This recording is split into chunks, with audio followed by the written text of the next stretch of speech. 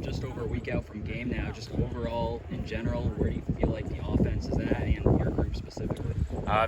Honestly, if I was giving you negative news, you should worry. Right now, I'm very positive. I love where we're at. They've completely bought into the system, and there's no ifs, ands, or buts about it. I mean, it took a little bit for them to actually, especially my room, they're really concerned about conserving energy. And so once you break them of that and they understand that their body's not going to fall apart after 50 plays, it turns out we have a whole different deal that you can unravel. So I'm really excited about where we're at currently in the offensive line room, just on the standpoint of where we are getting into shape and moving the ball. Kind of going off of that, Coach Helton's talked a lot about getting bigger and better conditioned in the offseason. Gave a lot of credit to Coach Camp. I guess the offseason, watching them work in the weight room and conditioning-wise, I guess, how do you feel like they've done and what do you feel like the focuses were there? I think the biggest thing was them being able to understand, get a grasp. Over the summer, I was getting a grasp for what they actually have to do. Now, can we train a kid for, hey, we're going to run 99 plays? No, your brain can't actually fathom that until you do it. It's kind of like the bench press for the combine.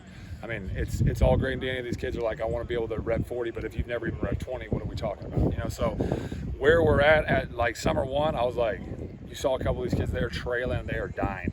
Summer two, now we're moving. You know what I'm saying? Now they get it and we're running and we're focused. So I was very happy to see that piece, and I'm really actually happy that it's hot and it's humid, because there's one thing that I say about the offensive line. Once that cool breeze comes in the falls, they're a whole different creature. So right now they are melting giants, and once we get that little breeze going, it's phenomenal to see. So. In terms of practice, you talk about the snaps you guys want to do. When did you kind of see them kind of make that transition where they could, have that where they could go extra snaps and everything like that? I would say the first moment was the funniest thing. They asked how many plays did we just run and walk through, and they haven't actually started practice. And I said, welcome to the offense. This is how it works. You're going to run a certain amount of plays in walkthrough with no pads on before you even start the practice. So when they finally gathered that and figured that out, that's when we were able to succeed. But first two practices was pretty funny, because as all humans do, they were like, what did we get into? How are we going to figure this out? So it was good. It was good to see after about practice 3, they were like, okay, now it makes sense, because we are merging a lot of things from last year with the new system. But obviously the defense has been here. These kids know a lot of the coaches still here, and then on top of that, they know me, and then Kitley's new for them, and so Coach Kitley's obviously brings a different type of mentality when it comes to just the walkthrough. He focuses a lot of attention on making sure the attention to detail in that. So it was good for the kids to understand we're going to hit this quick, and we're trying to knock it out quick. This is not trying to draw this whole thing out. So. Curious in your perspective, you mentioned it earlier, but Keely coming in with a new offensive scheme, how much of a transition is that for you as an offensive line coach to kind of get adapted to that and everything? It's more kind of changing their mindset.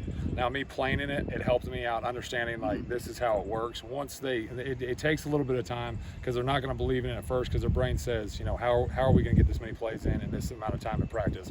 And once we knock it out and then you get that break and that breather, it's pretty easy. So my biggest job as an offensive line coach is making sure that they understand once they have downtime, be aware of your downtime. Understand you have downtime. Stop thinking it's a period to period to period. No, we have downtime. We have a break in between, and we can excel and hit these reps at full speed.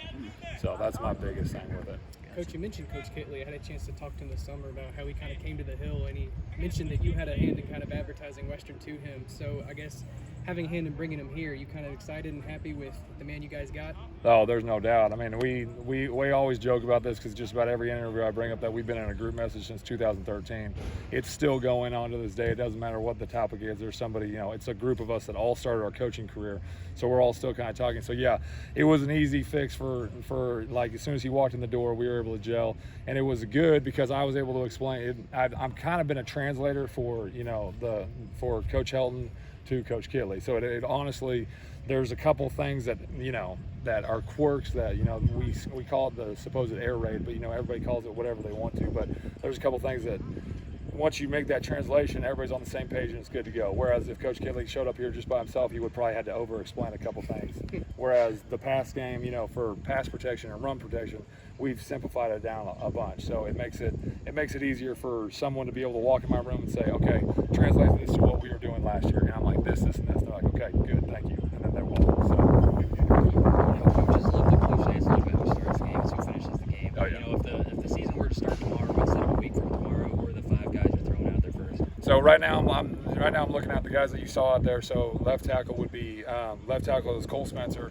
Quantavious Lovely is doing a phenomenal job at left guard right now because he brings a lot of power to the situation and the double teams. Rusty is one of the most utilized humans we have. I mean, he honestly has fun playing the game. So he can play center and guard. He's at center currently. I've got I got Bo Wilson, who's obviously he's 78 years old, but he's like a phenomenal player.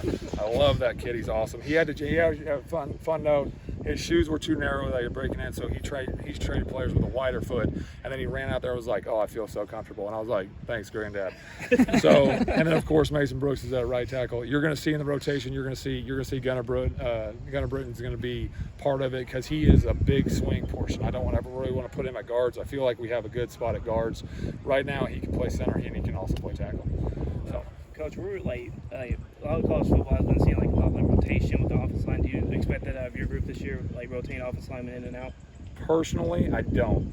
I'm not for that. They did that with me in college for 1 year. Now the difference is the guys they were rotating me with, one was an All-American and the other one went on to win Super Bowl 50. So I was taking time from some really good players. Then all of a sudden they decided, oh, he can snap, so let's put him at center. So now here we go as a unit. So in the long run, I don't like the rotation. If you have a bunch of young guys, I'm all for rotation. But if you have guys that can gel and know each other, especially like with our group, I mean, Rusty, Cole, and Mason and Gunnar have all been together for at least 4 years now. Tick has been with us for 2 years now, right? So I'm not big on rotation. It all depends on who you are. I'm big on it if you only have youth and you're trying to not plateau a bunch of freshmen. I'm not big on it when I'm a senior because when you pull me out of the game, I'm now getting cold and I'm getting out of the rotation, especially as a center. I kind of want that communication. Whereas if I'm gonna come blow this guy up for you, I hope you drop your hand down because you know I'm gonna be there and you hit it instead of smacking in my arm. You know what I mean? So I'm a big get a feel for the five. If it doesn't work, yeah, you can rotate and there's youth. But if you've got 5 guys that you trust, leave them in the game. Leave them in the game. Rotate receivers. Not the O-line. So. You guys good? Yep, we're good. Awesome. Thanks, Coach.